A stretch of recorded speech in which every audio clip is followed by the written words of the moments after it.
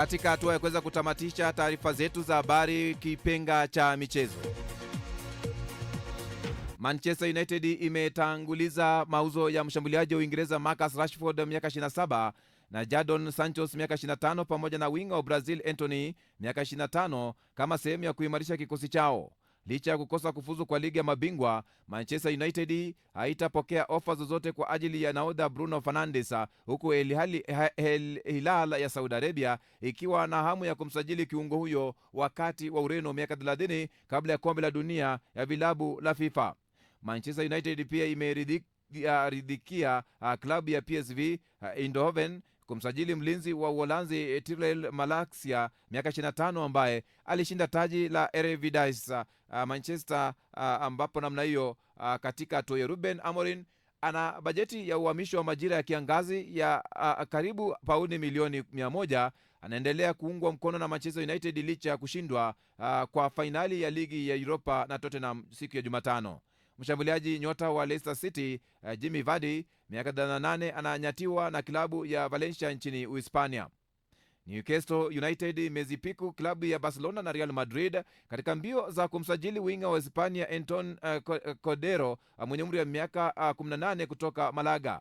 Mshambuliaji wa Ipswich Town mwenye umri wa miaka 22 Liam Delap amefanya mazungumzo na Chelsea na Manchester United kuhusu uwezekano wa kuhamia mojawapo ya klabu hizo msimu wa kiangazi.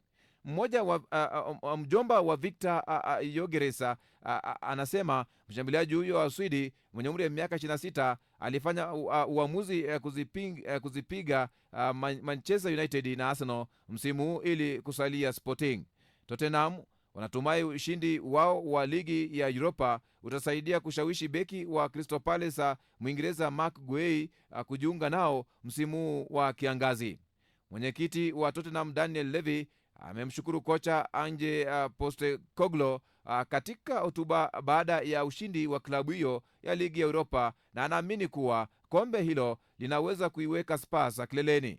Nottingham Forest inamfuatilia mshambuliaji pukizi wa Leicester City Lawrence Hutchinson miaka 17.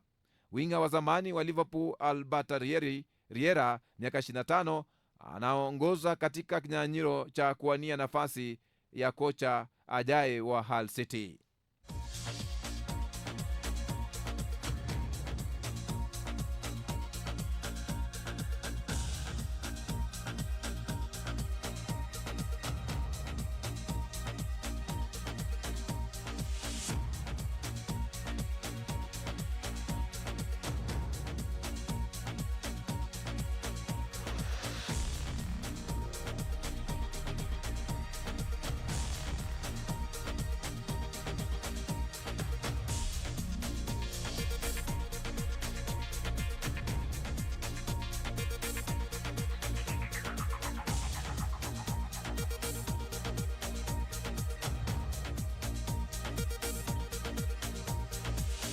Kwenye kiziba mkonga cha siku ya leo, urejesho wa kwanza unaohitaji sio wa vitu bali wa muda.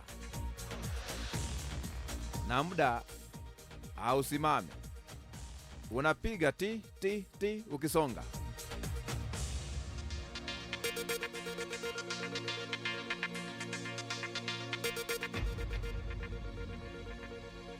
Ndio maana kila wakati anaambiwa kwamba uzee si ugonjwa na ujana ni moshi.